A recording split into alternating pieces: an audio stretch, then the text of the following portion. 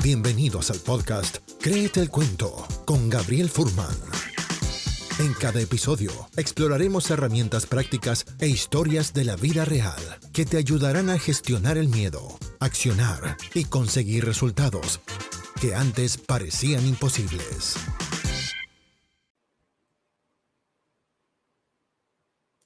La autoayuda es una palabra que en Occidente está de moda hace tanto tiempo.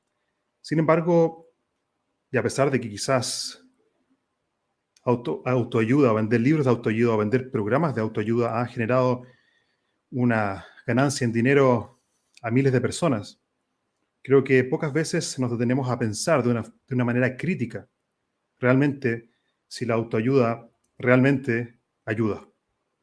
Y justamente para hablar de eso y también acerca de cómo lanzarnos al mundo a través de la acción y soltar el mundo de los pensamientos, es a veces ese camino el que realmente nos permite vivir con sentido y con propósito. Y justamente en este episodio tengo el honor de contar con la visita de Iñaki Domínguez, justamente para conversar acerca de su libro Cómo ser feliz a martillazos. Y el subtítulo es Un manual de anti-ayuda. Así que eso es lo que queremos explorar en este nuevo episodio de Créete el Cuento. Así que, por lo tanto, Iñaki, te quiero dar la bienvenida a este espacio. Muchas gracias. ¿Cómo estás? Muy bien, muy bien. Gracias por estar aquí. Finalmente logramos coordinar la cita. Sí. Estábamos conversando antes de ir live que ya van 8 o 9 libros que has escrito, ¿no? Sí, 9 libros. Acaba de salir el 9º ahora mismo y nada. Y Cómo ser feliz a martillazos, quiero recordar ahora mismo que era el 3º, que es de 2019. Y bueno, sí, me centro en distintas temáticas, ¿no? Hay algunas temáticas se me conocen más por algún tipo de libros que otros, pero me gusta trabajar distintos temas y digamos que la filosofía es uno de ellos, ¿no? Porque estudio filosofía y tengo un grado de filosofía, digamos, una carrera de filosofía y creo que está también bastante relacionado con la antropología, que también estudié en antropología cultural, hice un doctorado, o sea que está todo un poquito relacionado, ¿no? Uh-huh. Sí, creo que está todo conectado. Yo también tengo un background ahí de filosofía, también hice una licenciatura en filosofía, así que creo que tenemos varios puntos en común, además del concepto de la acción dirigida. Para la gente que no te conoce, tú hoy actualmente, en resumen, ¿a qué te dedicas? Pues yo escribo libros, escribo por ahora no ficción, digamos, ensayo y otros temas que son casi como crónicas. Y bueno, ahora en enero del año que viene se va a publicar mi primer libro, que es una obra de teatro, digamos que sería ficción, aunque es hiperrealista la obra. Y nada, escribo para El Mundo, que es un periódico muy conocido en España, que publico pues todos los domingos, pues una pieza, digamos, luego en Ethic, que es una publicación online, y finalmente pues también trabajo en radio, y en Radio 3 tengo una sección, también pequeña sección, los viernes, y bueno, me van saliendo algunas, este año menos, pero en otros años pues me han salido algunas pues, no sé, intervenciones en conferencias y cosas por el estilo, ¿no? Gracias por compartir eso. Yo recuerdo cómo llegué a tu libro. Estaba buscando justamente en Amazon el tema de, creo que lo puse como la ciencia de la acción o cómo desarrollar una autoestima auténtica y me topé con tu libro. Inmediatamente me enganchó. Cómo ser feliz a martillazos, un manual de antiayuda. ¿Cómo surgió en tu vida las ganas o la motivación de escribir este libro? Sí, no sé, yo ya tenía esa idea en la universidad, llamar una filosofía de la acción. Como buen joven o como joven normal, pues tenía mis miedos, que también tienes tú ahora, pero todo el mundo tiene ahora, pero que bueno, que cuando uno está tratando de madurar y de hacerse un hombre o una mujer adulta, pues tiene miedos y demás, y entonces bueno, se me iba ocurriendo que realmente la importancia a la hora de vivir es ser valiente y confrontar tus miedos, y que realmente a través de la acción es como una persona pues realmente se desarrolla, es libre y feliz, más feliz, entre comillas, una persona más, que vive mejor, con menos ataduras y que más fuerte y bueno, que el modo de generar fortaleza y el modo de tener éxito en las cosas que haces es pues a través de acciones que sean, como dices tú, dirigidas en el sentido de, bueno, acciones con un propósito. No simplemente tampoco ir a lo bestia, ¿no? Pero también en general actuar cuando uno tiene miedo más o menos, pues viene bien, siempre viene bien, ¿no? Porque te da esa confianza en ti mismo y no es tanto a través de las ideas, que es lo que nos quieren inventar, pues ponerte la capa de la felicidad y demás, la autoayuda generalmente, psicología cognitiva, pues nos anima a reconfigurar tus pensamientos y eso yo creo que es una herramienta del poder para alienar y para dominar y oprimir a las personas. Realmente eso interesa mucho al poder, ¿no? Que tú, como ocurría con el estoicismo, ¿no? Que era una forma de autoayuda, la primera autoayuda a mi juicio, y que también unos manuales sumamente exitosos en el periodo post-alejandrino, digamos, de la conquista de Alejandro Magno y la división en distintos imperios o distintos reinos de su imperio. Y pues esa autoayuda, pues algunos eran Epicteto de un esclavo, por ejemplo, ¿no? Entonces la idea es un poco una filosofía del esclavo para que no se rebele, para que no transforme la realidad, sino que transforme sus ideas, pero la realidad queda como es. Eso es algo que siempre interesa al poder, puesto que, bueno, yo te puedo dominar a ti y tú simplemente reconfiguras tus ideas y mientras tanto te sigo oprimiendo o te sigo explotando o sacando partido a costa de tu malestar.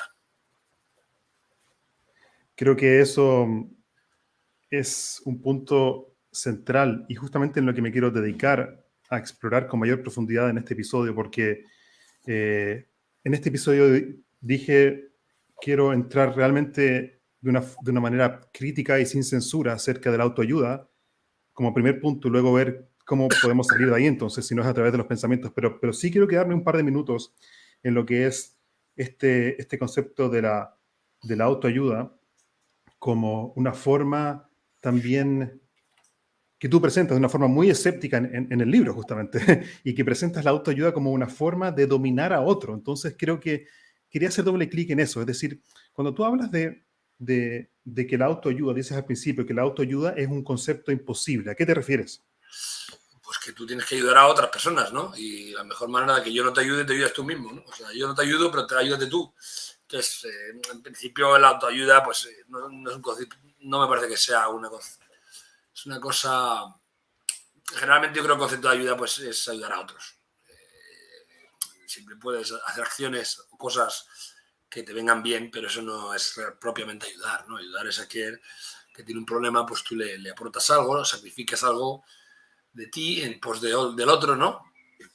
Y creo que realmente eso ayudarse a uno mismo, pues aparte tiene unas connotaciones muy negativas de estar encerrado en ti mismo, que es algún fenómeno también propio del capitalismo tardío, ¿no? La idea de que yo me autoidentifico, yo me autoayudo, son tonterías, ¿no? Es decir, por ejemplo, autoidentificarse, ¿no? Toda esta cultura trans y queer y demás. Tú no te autoidentificas, es técnicamente imposible. Es decir, la identidad de la persona siempre está mediada por la mirada ajena. Yo puedo decirte que soy el rey de Escocia, pero da absolutamente igual. Yo puedo decirte que tengo, yo qué sé, 20 años, tengo 41 ahora mismo, pues eso da absolutamente igual. Eso es una falsedad, es una realidad virtual y que está conectada también a todo lo que te he dicho, el capitalismo tardío y demás, ¿no? Es decir, nadie ha dicho, que yo sepa, que toda esta cultura queer, esta cultura trans, del yo me autorrepresento, es la raíz, es la semilla de la red virtual. Es decir, tú eres una mujer virtual o un hombre virtual, pero tú no eres eso. Y eso no es cuestión de ser de derechas o ser homófobo o ser transfobo. Es un hecho de la vida. Los hechos de la vida son los que son.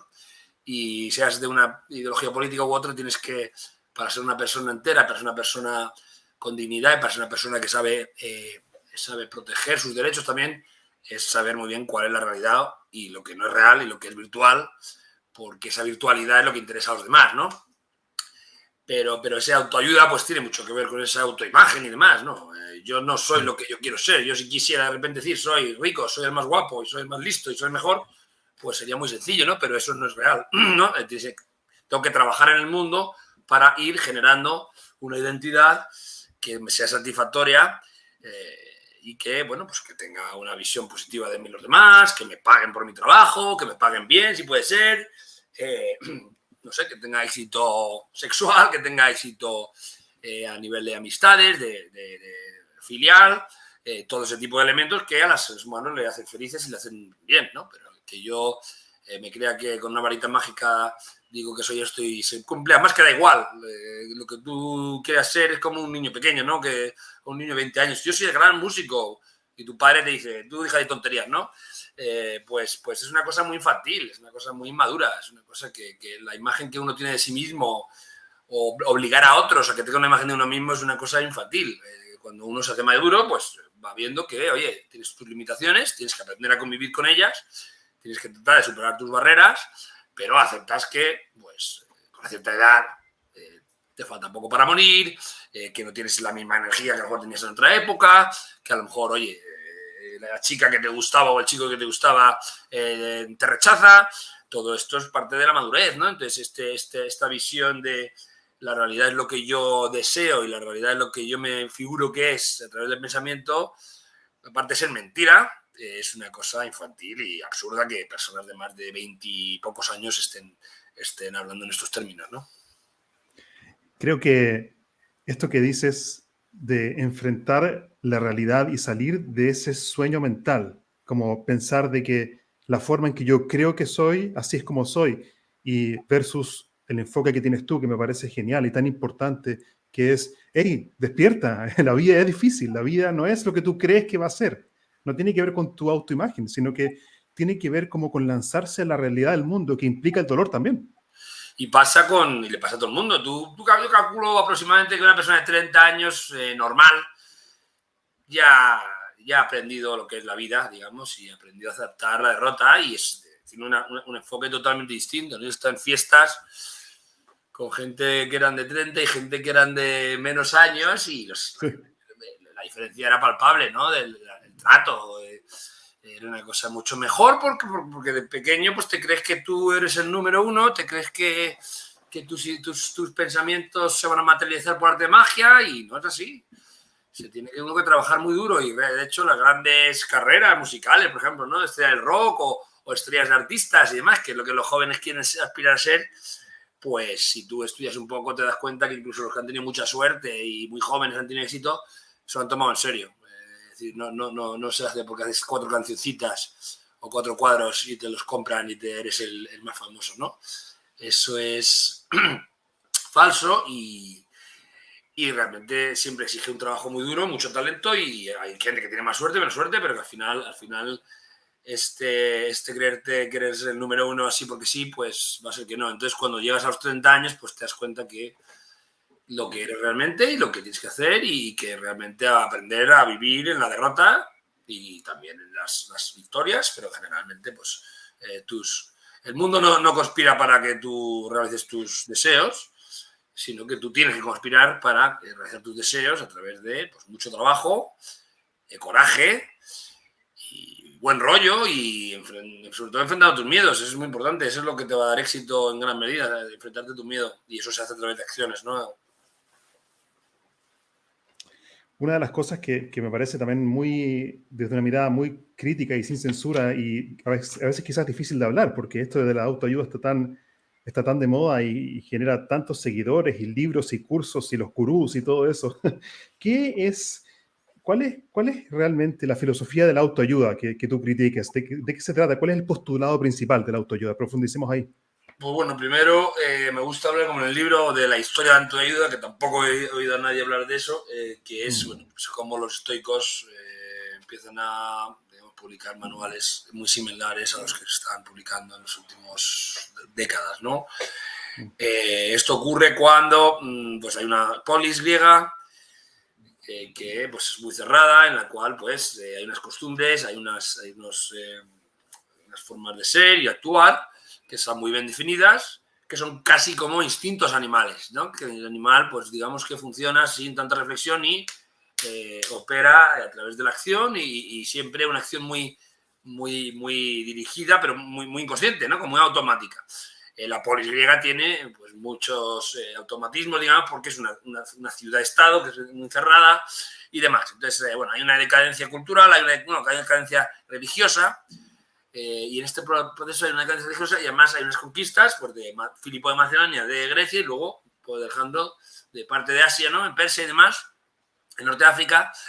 Y entonces ahí se rompe la polis Y entonces, claro, el ser humano se queda un poco como un náufrago, como un huérfano, puesto que ya la polis no le enseña cómo debe operar en la vida y está como en una indeterminación, en una incertidumbre que le crea ansiedad, y es por eso que empieza a surgir todo este éxito de los manuales de la felicidad, que Séneca tiene manual de felicidad y muchos otros autores estoicos, y digamos que es una globalización, una época de decadencia religiosa y globalización, que ya los límites se han roto, entonces la gente tiene mucha incertidumbre y piensa en cómo puede mejorar su vida.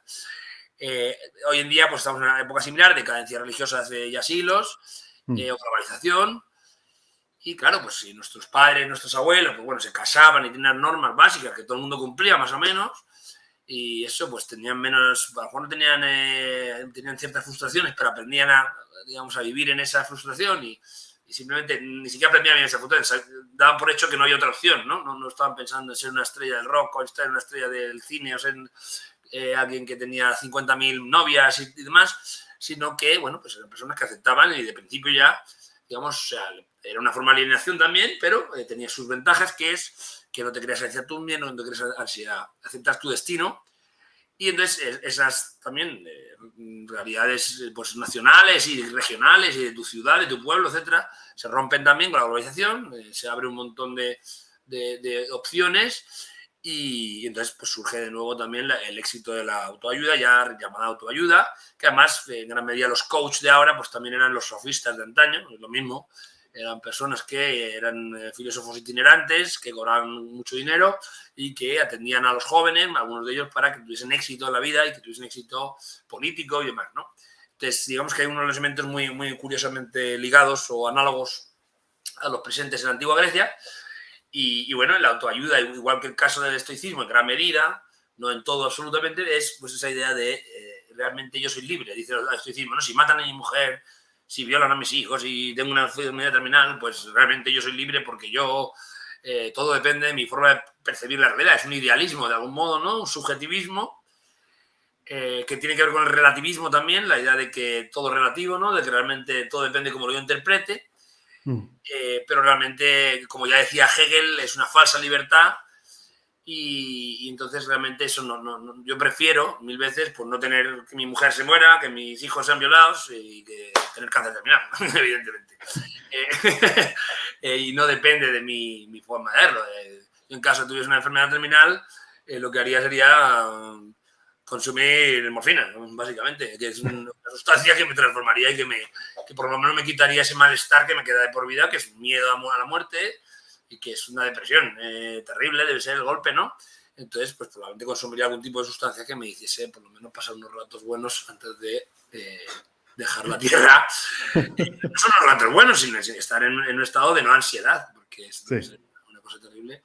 Y esa es mi filosofía de vida. Mi filosofía de vida es transformar la realidad materialmente, en este caso que acabo de poner, pues porque es el fin de mi vida y no hay otra solución, pero no estaría haciendo fotos sonriendo, haciendo ridículo enfrente de todo el mundo, ni quiero que me hagan fotos, aparte, me gusta mi privacidad, mi muerte es una cosa privada, no tengo por qué estar saliendo de ninguna parte, como tan ridículamente hemos estado viendo en medios de comunicación en España, probablemente en muchos otros países, esa idea de que si me lo tomo a risa, entonces voy a vivir, eso, bueno, pues es una tontería, y entonces que realmente el poder del pensamiento no es tal y que la libertad es estar desencadenado, la libertad es tener un medio de vida que te guste, un sueldo bueno, buenas relaciones de amistad, buenas relaciones, como digo, sexuales, por lo menos para mí es importante, buenas relaciones en general es muy importante, las relaciones son las que te dan bienestar en tu vida y bueno, y creo que además se está tergiversando la realidad constantemente, además, con un discurso pseudo-feminista, por ejemplo, pseudo-izquierdista, en el cual te están diciendo que lo mejor es estar solo, que lo mejor es ser un átomo, y realmente es un discurso neoliberal, es un discurso de capitalismo, y la gente muy estúpida, pues resulta que se pone a decir cosas que creen que es en pos de la izquierda, cuando están diciendo cosas que son realmente en pos de los intereses más de las élites económicas, es decir, que tú seas un átomo perdido, que no tengas más que consumir, que tú no tengas felicidad, cuando se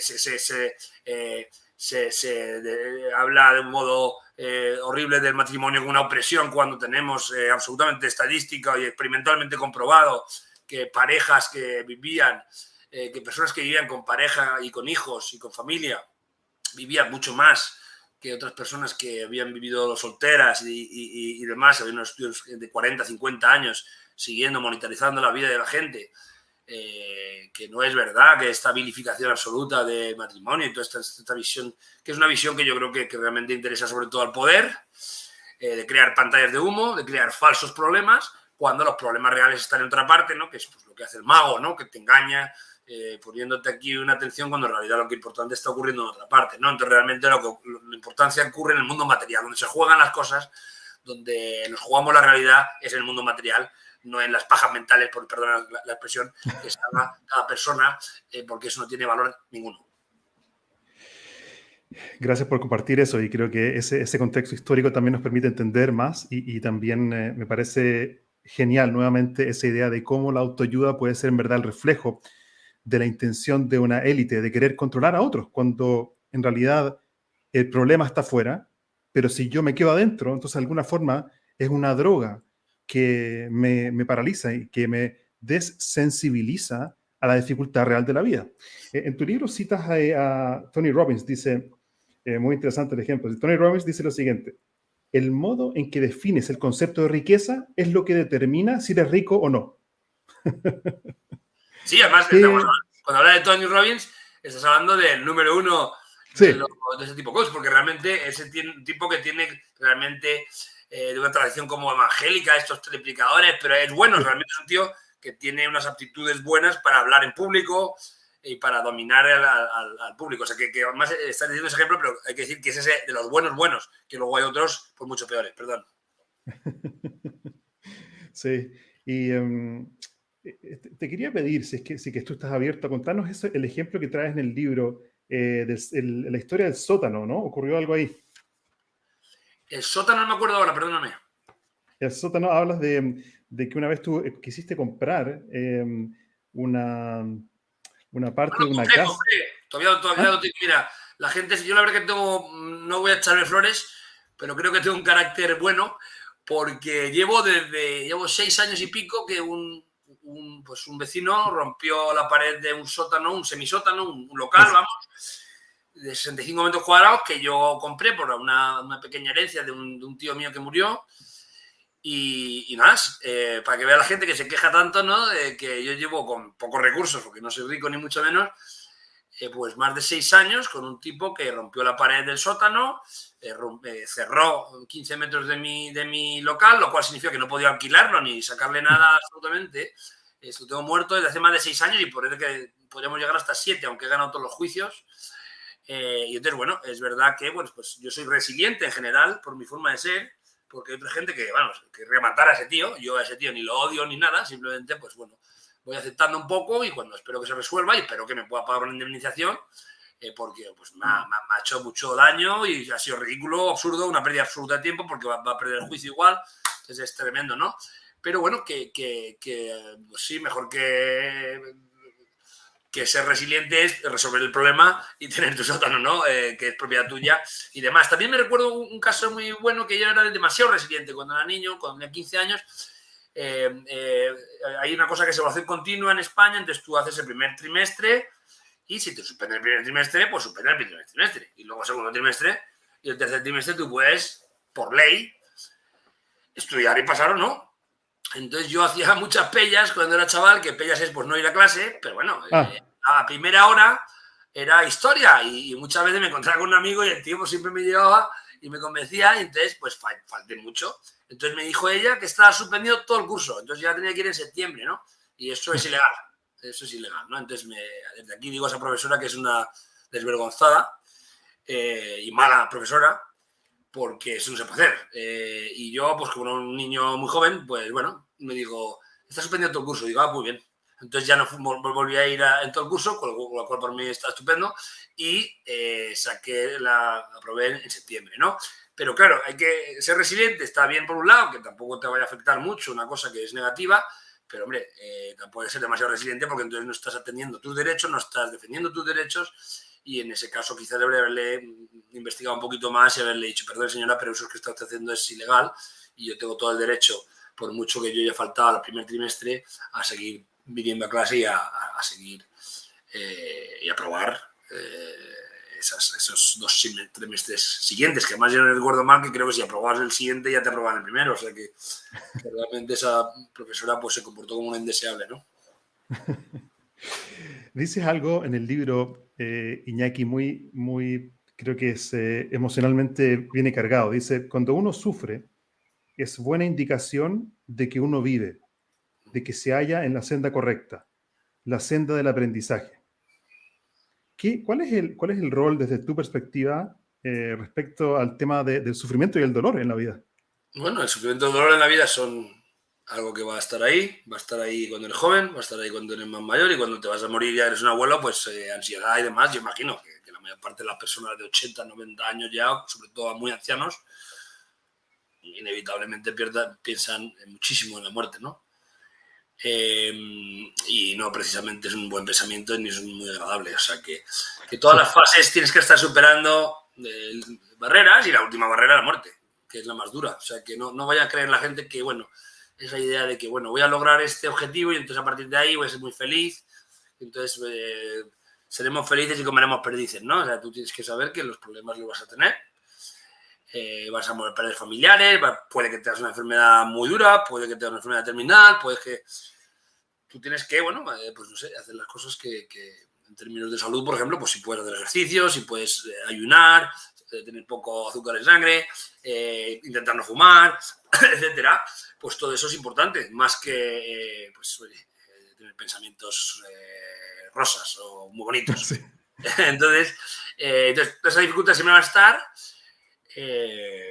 Y nada, sufrimiento, pues cuanto antes. Otra cosa son sufrimientos y momentos muy duros que tienes, pues hay que intentar salir de esos sufrimientos, no poniéndote la gafa de la felicidad, sino actuando en la vida para transformar tu realidad, ¿no? Y modificar las relaciones. Si tú tienes, por ejemplo, una relación, a mí me ha pasado tener una relación con una persona, una mujer, pues que no era una persona, yo creo que una persona bastante tóxica realmente en sus reacciones, no como amiga, yo creo que sí, como amiga no era así, pero en sus relaciones sentimentales, pues una persona bastante tóxica. Entonces, bueno, pues estás teniendo una serie de pensamientos negativos. Yo estaba teniendo una serie de pensamientos muy negativos, casi obsesivo, neurosis obsesiva, que solo los he tenido con ella. Yo tenía pensamientos obsesivos en términos creativos, pues de un grupo que me gustaba mucho musicalmente, o un libro que estoy trabajando y estoy muy obsesionado, que es muy bueno, eso no es malo.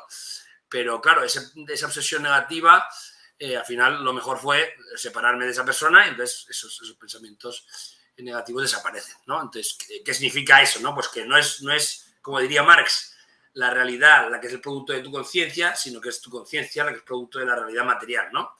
Y eso yo creo que Marx pues tiene cosas muy buenas que se pueden sacar, otras, sobre todo en términos políticos, que realmente no creo que funcionen a nivel del sistema, pero sí que hay unas ideas filosóficas y sociológicas muy interesantes, y una de ellas es que también es básicamente sociología clásica, o sea, también sale en Durkheim, ¿no? Es decir, que son las relaciones personales las que condicionan tu conciencia. ¿Eso qué significa? Pues que tus valores, tu interpretación de la realidad, tu conciencia y tu ideología, como algo más profundo que la política, es decir, como ya una visión, un filtro a través del que vemos la realidad, tus valores estéticos, todo eso está condicionado por las relaciones que estableces con otros seres humanos en la sociedad, y eso es evidente, creo yo, ¿no? Y es una cosa que es, digamos, un principio básico de la sociología, y entonces aplicar esa sociología al ámbito psicológico, es decir, no son las ideas que lo que diría, pues, Feuerbach, Feuerbach no, lo que diría Hegel de algún modo, pues que es el espíritu el que transforma la realidad, sino que es el Feuerbach el que da la vuelta, y que las representaciones que nos hacemos están basadas en nuestra experiencia material. Y entonces, bueno, pues que realmente aplicar esto a la psicología significa que si tú tienes unas buenas relaciones personales y te va bien en la vida, pues eres feliz. Y si no, no eres feliz. Entonces, cuando antes te quites ese muerto de encima, mejor. A lo mejor siempre no hay que abandonar las relaciones, en este caso, o el trabajo a la primera de cambio, pero realmente si es un trabajo que no te hace feliz para nada y que estás muy infeliz, pues intenta buscar otro trabajo, incluso que te paguen menos o lo que sea, ¿no? Porque es otra pareja o lo que sea, porque realmente es que eso no te va a hacer feliz, ¿no? Entonces, o por lo menos vas a estar en una situación de malestar, y eso pues se tiene que transformar, o no sé, tienes que trabajar o abandonar esa relación o esta forma de trabajar que realmente te hace sentir tan mal, y optar por otra cosa, ¿no? Y claro, siempre es difícil, no solo es el ser valiente, por ejemplo, en las relaciones sentimentales, sí, cuando eres más joven, yo creo que cuando te vas haciendo más mayor vas aceptando, ¿no? Cambiar de pareja, ¿no? Hay ciertos famosos que yo admiro porque cambian de pareja como de calzoncillos, ¿no? Porque eso debe ser muy práctico, pero también muy frívolo y muy vacío, ¿no? Pero es verdad que hombre, a veces cuando te vas haciendo mayor, por lo menos en mi caso, es mucho más fácil, o me va siendo más fácil, romper relaciones sentimentales como cuando era más niño y ahora más joven y era más esa relación que tú sabes que no está funcionando, pues te cuesta mucho salir porque estás habituado y porque en una relación muchas veces esa persona te ofrece pues seguridad, ¿no? Y bueno, ahí está el problema de las relaciones, que es, bueno, es encontrar ese equilibrio entre aventura, excitación y seguridad, porque queremos las dos cosas, ¿no? Queremos seguridad por un lado muy importante, pero también, oye, también queremos no tener una relación, yo qué sé, sexual frustrante, una relación Claro. poco aventurera, te acabas aburriendo mucho y no solo aburriendo, sino que parece que tienes la sensación de estar perdiendo algo muy necesario. Entonces, bueno, la gente tiene miedo también a dejar a sus parejas y bueno, yo creo que también en ese sentido hay que ser valiente para, en estos casos concretos de la relación sentimental, para, oye, ya no te otra pareja o no te tendré pareja, lo que sea, ¿no? Mejor que estar en una relación realmente tóxica que te está haciendo mucho daño, ¿no? Y que está haciendo que tu representación mental sea negativa. Es decir, no es que tú ahora puedes manejar tu representación mental y si puedes hacer eso, peor para ti, porque estás Claro. como narcotizado. Es decir, si tú tienes una mala relación con alguien y tú te estás creyendo que estás bien, pues eres como un miembro de una secta, ¿no? Tú cuando ves cualquier documental de sectas, que a mí me interesan mucho, pues siempre parecen así. Claro. Es como una falsa felicidad, ¿no? Son Sí, sí, sí, sí. unos alienados que tienen miedo a la libertad, como diría Eric Fromm, y que entregan su miedo al gurú, que eso ya incluso lo decían los propios miembros de la familia Manson, por ejemplo, Charles Manson, que ellos entregaban su miedo, o sea, literalmente, y es lo que haces. Tú entregas tu miedo y tu admiración a una persona, que es el gurú, haces lo que te dice esa persona y entonces vas por ahí con una sonrisa falsa en la cara que tú mismo te crees, ¿no? Entonces eso es una alienación y eso no es sano, ¿no? Y en ese sentido creo que quedarnos solamente en los pensamientos es quedarnos en una vida falsa, en nuestro propio cine, que eventualmente eso puede llegar a reventar cuando realmente hay un dolor, una frustración, una dificultad, un miedo. Entonces me parece genial este enfoque de despertar, de salir solamente del mundo de los pensamientos, como que la felicidad y el propósito están solamente ahí. Entonces yo creo que en ese sentido tu crítica es tan poderosa, porque nos permite y nos desafía a hacer un salto del pensamiento a su opuesto, que es la acción, así como lo pones tú en el libro. Ok, entonces, si reconocemos esto y reconocemos que la autoayuda es, en este sentido, imposible y tiene todos estos defectos, entonces, ¿cómo una persona se lanza al hacer? Bueno, primero también decir que tú no eliges tus pensamientos, ¿vale? Decir eso es una locura y si los eliges, pues algo te va mal en el cerebro. Es decir, pensamientos, tú no los eliges y tú, por ejemplo, tú no eliges de quién te enamoras. Por ejemplo, o sea, hay cosas que es un ejemplo estupendo, ¿no? O quién te excita, por ejemplo, sexualmente, eso es importante. Si tú tienes una persona que, oye, que te da seguridad y encima tú eliges cómo te excita, pues sería maravilloso, ¿no? Pero evidentemente es una limitación que tenemos nosotros. Y es algo que la filosofía sabe hacer mucho, es decir, que los pensamientos son el producto de algún modo de un inconsciente. Esto está ya antes de Freud, pues está en Schopenhauer, está en Feuerbach, creo recordar, está en Nietzsche, pero está en la antigüedad griega. Es decir, los griegos, me interesa mucho el concepto de eudaimonía que hablo en el libro, que es el buen demonio, ¿no? Es como Eurythmics, ¿no? La música Eurythmics es buenos ritmos, o Eustaquio pues tiene que ver con el bien, ¿no? En griego, ¿no? Eudaimonía es buen demonio. Y eso es la felicidad griega, es decir, tener buen demonio o no tenerlo, pero eso tú no eliges tu demonio. Es decir, tu demonio es algo que hay ahí, que probablemente sería, en términos freudianos, tu inconsciente, que es predisposición a ser de una manera y eso es hora que seas feliz o no lo seas. Hay gente que, oye, que tiene... Yo conozco chicas o chicos que no son los más guapos ni nada, pero de repente siempre tienen éxito. Siempre son personas happy go lucky, ¿no? Que se dice en inglés. Sí, sí. Entonces, eso es que tienen un buen demonio, ¿no? Entonces, eso es muy importante, ¿no? Ya decía Nietzsche, cuestionando el demonio de Sócrates, puesto que el demonio de Sócrates siempre hablaba en términos negativos, en vez de hablar en términos de acción. El demonio de Sócrates siempre decía, no hagas tal cosa. Y eso Nietzsche, que es un genio, afirma que evidentemente es una patología psicológica, puesto que el inconsciente o los elementos que vienen como un demonio, es decir, un demonio es una forma inconsciente, es un impulso, es imposible que sea del revés, significa que alguna patología tiene Sócrates, puesto que normalmente ese tipo de de intuiciones son siempre un impulso hacia adelante. Sí. De algún modo, pues la acción es tratar de actuar en el mundo y ser valiente, y aunque tengas miedo, pues atravesar ese miedo, ¿no? Porque realmente muchas veces el miedo es un dolor, es un trauma.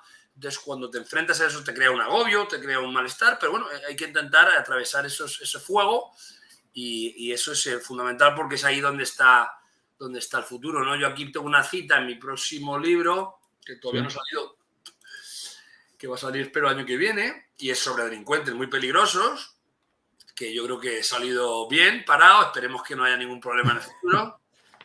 Pero sí, me he enfrentado a un valor porque yo considero que ahí hay un premio detrás de eso, y una potencial lucro económico, y hacer un nombre más grande. Y entonces aparece una cita de Virgilio, que es una cita realmente de la antigüedad, que en distintas formas aparece, que es: la fortuna favorece a los audaces, ¿no? Entonces, evidentemente, esto es así. También los audaces, los temerarios, se pueden morir, ¿no? Sobre todo si analizas la historia en términos políticos, pues golpes de Estado y tal, pues bueno, hay gente muy audaz, pero que acaban guillotinados, o acaban colgados o fusilados, y bueno, es quizás excesivamente audaces, ¿no? Pero creo que en la vida cotidiana, sin tener que ser un héroe histórico, sin tener que arriesgar de esa manera, pues hay que ser audaz, hay que ser valiente, y así sí donde está. De hecho, hay una cita que no se acuerdo cuál era, que es: lo bueno de la vida está detrás de aquel miedo que tienes. Pero dame un momentito. Sí, no hay problema. Y de hecho, quería aprovechar de darles otra cita del libro de Iñaki Domínguez, que es, recuerdo que el libro se llama Cómo ser feliz a martillazos. Y él habla, claro, si es que lo que estaba pensando, Iñaki, es que el tema de la acción. Entonces, ¿cuál es la dificultad que veo en esta propuesta? Y es que muchas veces con la gente que yo trabajo, me dicen que quieren conseguir algo, pero el miedo los paraliza. Ahora, yo les pregunto, ¿y qué es el miedo? Entonces me dicen, no, es que quizás no me salga bien.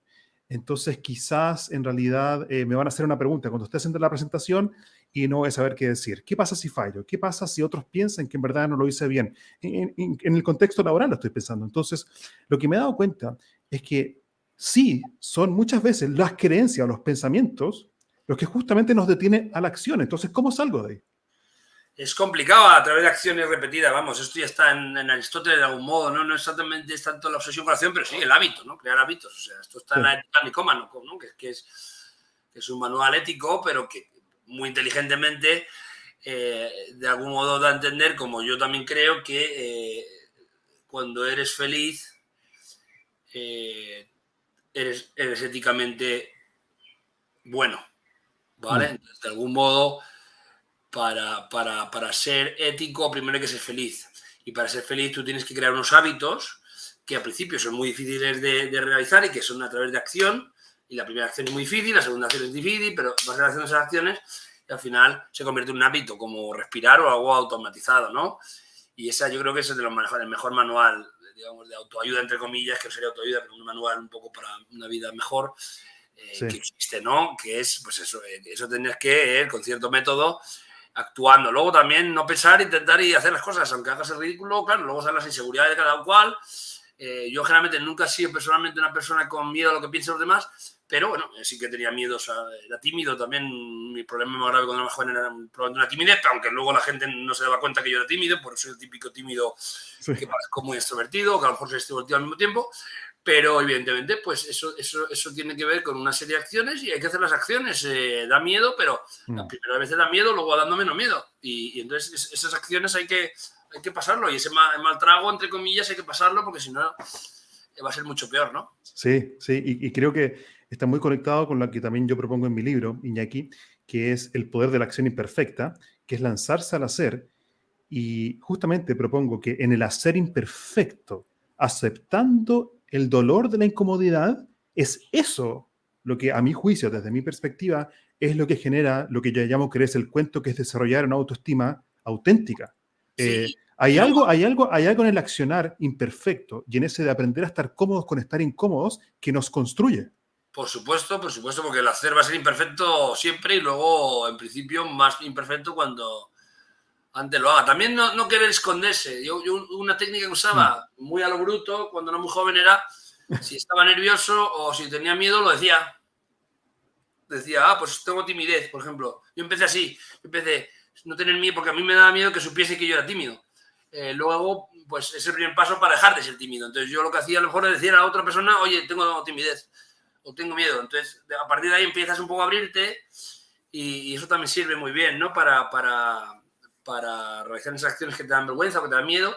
Bueno, es que si tienes que estar, te da miedo y encima tienes que estar ocultándolo, pues cuanto más abras, pues vas abriendo digamos, esas barreras y también es un consejo que yo creo que le vendría bien a la gente porque hay mucha gente que tiene demasiada inseguridad con lo que piensen otros o lo que dejen de pensar y creo que no es muy importante, a los demás le da igual, eso es muy importante también, ese pensamiento, ¿no? Sí, ese está muy bueno, sí. A un chico inglés que era muy simpático, muy listo, así como muy pijo. Y entonces yo decía, joder, cuando yo era más joven, pues a lo mejor me iba de juerga, me iba de marcha, ¿no? De ver por ahí, y a lo mejor hacía alguna tontería que me sentía ridículo. Y él me decía, mira, al mundo le da igual. O sea, que decir, el mundo, lo que tú hagas, piensa que eres solo una mota de polvo en el universo y realmente al resto de la persona le da igual. Si has hecho ridículo. Como dice, hay una frase que dice, a la gente le interesa mucho menos lo que tú haces que en realidad de lo que piensas tú, en realidad. Eso. Le das mucha importancia, como ay, qué ridículo, y la otra pues dirá, ay, mira, este pobre borracho, este tonto, y a la siguiente cosa, o no te matas de borracho, o ha hecho cualquier cosa que a ti te parezca, ay, qué vergüenza más tremenda, y que en muy pocos casos es un absurdo, un ridículo público tremendo que a veces ocurre, incluso en ese caso tampoco pasa nada, también hay que aprender un poco a reírse de uno mismo, ¿no? Que eso es importante también. Sí, eso creo que está genial. Antes de ir cerrando esta conversación, a la gente, una pregunta para la gente que nos está escuchando. Déjanos en una o dos líneas acá en el chat, ¿qué aprendizaje valioso te llevas de esta conversación con Iñaki? Déjanos tus comentarios acá en el chat para luego después leerlos y a ver con qué aprendizaje valioso te llevas. Iñaki, hay una frase en la página 107 de tu libro. Dice, la acción dirigida de la que aquí me ocupo cuenta a pesar de todo con un escollo formidable, el miedo, un obstáculo con gran poder disuasorio. No obstante, como enseña la teoría psicoanalítica y la propia experiencia cotidiana, al enfrentarnos con la hidra de 1000 cabezas, la influencia de ese dragón, el miedo, que queda diluida en una disminuida criatura que podemos vapulear en nuestro antojo. El peligro se desvanece cuando se le mira de frente, dice. Y después trae justamente, creo que este es de Jim Morrison. Dice, to kiss the snake, besar la serpiente. ¿Qué es eso?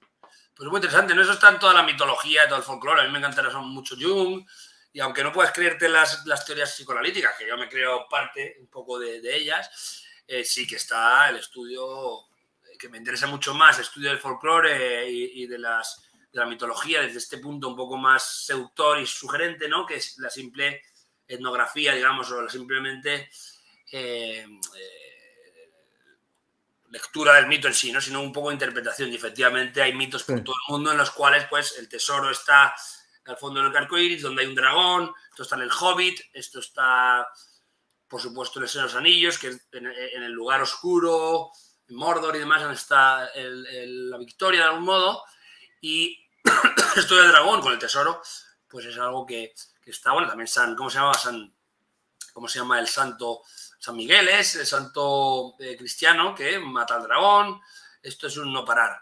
Entonces, digamos que el bien está siempre en ese dragón. A mí me interesó mucho un libro que es buenísimo de Eric Neumann, que es Origen e Historia de la Conciencia Humana, y entonces interpreta todos estos mitos de Perseo, de Teseo, etcétera, desde este punto de vista, cómo la conciencia es el héroe y el inconsciente es la medusa, por ejemplo, ¿no? el monstruo. Entonces, que tú tienes que aprender a dominar y matar de algún modo ese inconsciente o esos miedos profundos, esos elementos que te comen y tu conciencia es la que tiene que realmente aprender a controlar.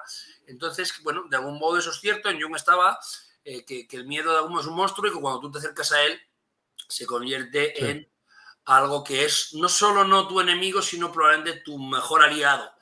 Entonces, esto es algo que realmente yo creo que hay que tratar de enfrentarse. Y Kiss the Snake es besar la serpiente, que la serpiente en Jim Morrison y en muchos autores pues los reptiles son generalmente pues el símbolo del miedo, el terror para el ser humano, pues porque son venenosos y porque son nocivos, y que además la simbología cristiana pues es el diablo, ¿no? O sea que bueno, él lo que emplea es esa probablemente lectura de Jung, muy probablemente, aunque su psicoanalista favorito era Ferenczi, Sándor Ferenczi, pero yo creo que él tenía conversaciones con amigos que eran muy lectores de Jung, y muy probablemente pues esa lectura de Jung influyó a la hora de escribir esa línea en The End, y bueno, y creo que es una buena enseñanza que está en una canción de rock, digamos, pero que es importante para todos, ¿no? Sí, creo que al enfrentar el miedo a través de la acción, lo que ocurre es que el miedo que sentía antes de la acción es muy superior, ya que está basado en nuestras fantasías, es muy superior al miedo real que siento cuando me lanzo al hacer. Entonces, Sin eso duda. creo que a mí me ha cambiado, así es como empecé el podcast, así es como escribí mi libro, así es como estoy acá conversando contigo. Hay algo en el hacer que poderosamente le quita fuerza a la fantasía del miedo que antecede a la acción. Sí, sí, incluso en la propia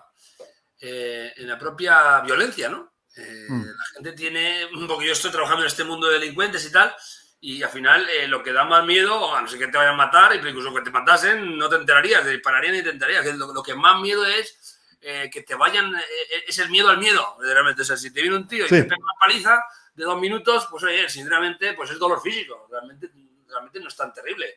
Pero un extorsionador, por ejemplo, lo que hace es jugar todo el rato con tu miedo, ser sí, un bully, y entonces lo que hace es todo el rato torturarte con el miedo que tienes al propio miedo, ¿no?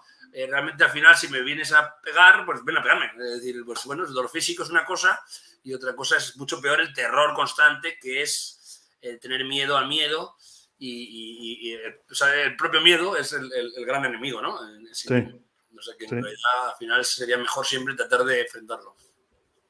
Al final de tu libro, en la página 140, dices, uno ha de aprender a esculpirse a sí mismo, no a través de pensamientos, sino de acciones, con un cincel y un martillo. Y creo que eso, a mi juicio, resume muy bien, porque está el martillo, que también tiene que ver para mí con el romperse y el dolor y aceptar eso. Pero así es como realmente quizás el cincel nos permite ser lo que, y hacer lo que podemos llegar a ser. Exacto. Es decir, yo recomiendo a la gente que no piense mucho, que Eso. piense las cosas interesantes, la reflexión me gusta pensar, me gusta leer, pero que a la hora de hacer las cosas, que vaya haciendo las cosas. Tampoco a lo bestia absolutamente, siempre si Claro. puedes una preparación, si puedes elegir adecuadamente qué acción, pero sin mucho pensamiento y ir haciendo las cosas, porque así es como esa persona se sentirá mejor.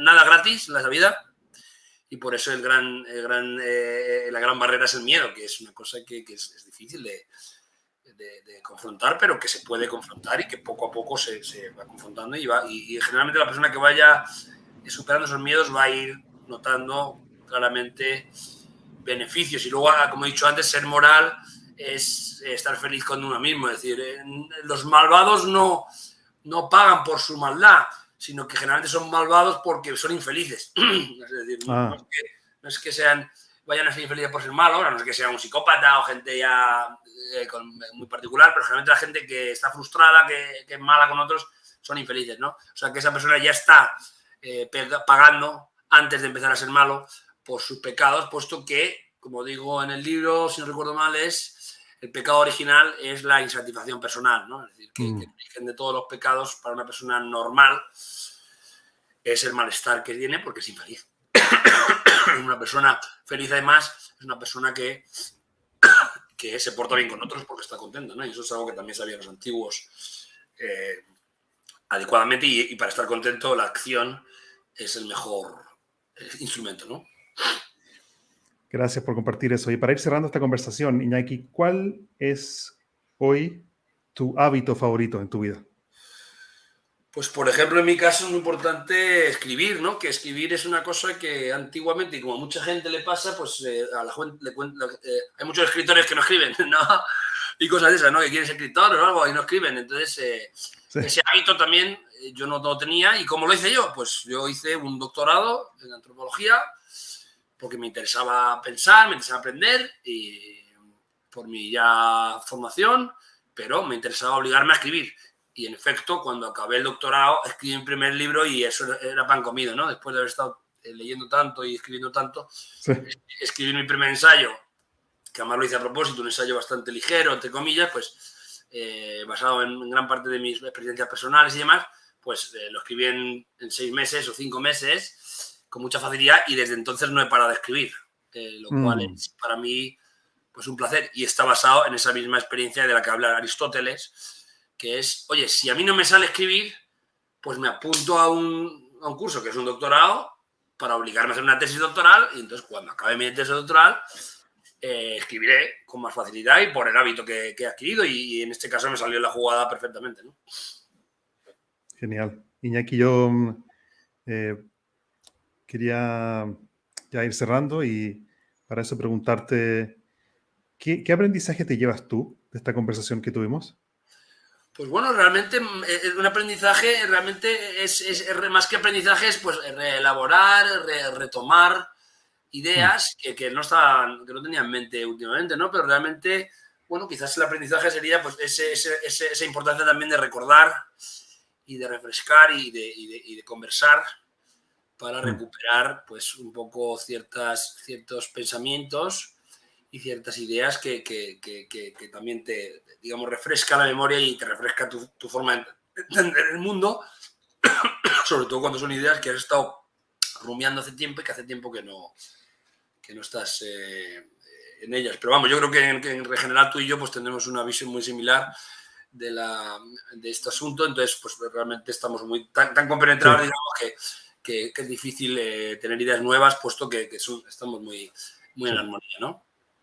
Genial. Si la gente quiere conectar contigo, saber más de tus libros, ¿cómo lo puede hacer?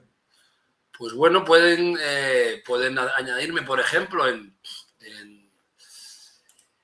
en Twitter, se me ocurre, ¿no? Twitter, estoy en Twitter, por ejemplo, tengo, y es @Inaki, con K y N, Inaki Doming 81, por ejemplo, o seguirme en Instagram, en Facebook, que ahí es donde tengo pues muchos de mis publicaciones nuevas. Iñaki Domínguez, bueno, si me ven la cara aquí en esta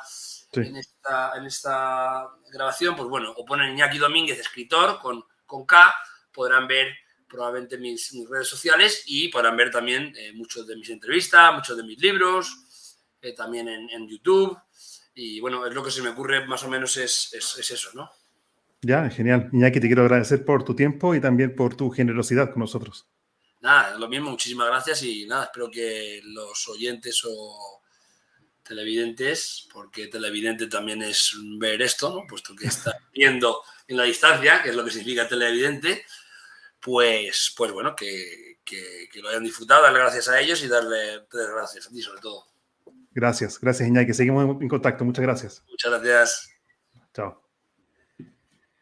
Gracias a todos por acompañarnos, un episodio más en este podcast Créete el Cuento. Les recomiendo mucho el libro de Iñaki Domínguez, se llama Cómo ser feliz a martillazos, un manual de anti-ayuda. Creo que es un gran complemento también a mi visión, a mi filosofía de la acción para superar el pensamiento y el miedo, que es a través de la acción imperfecta. Y los invito también a conectar conmigo vía LinkedIn, búscame por Gabriel Furman, y si estás interesado justamente en desarrollar el creerse el cuento, en desarrollar una autoestima, una autoconfianza en realidad, que genere resultados concretos lanzándose al mundo, conecta conmigo vía LinkedIn y estoy abierto a que nos juntemos a tomar un café virtual para contarte también el programa que estamos haciendo que se llama Créete el Cuento en la Práctica. Muchas gracias y seguimos aprendiendo en el próximo episodio.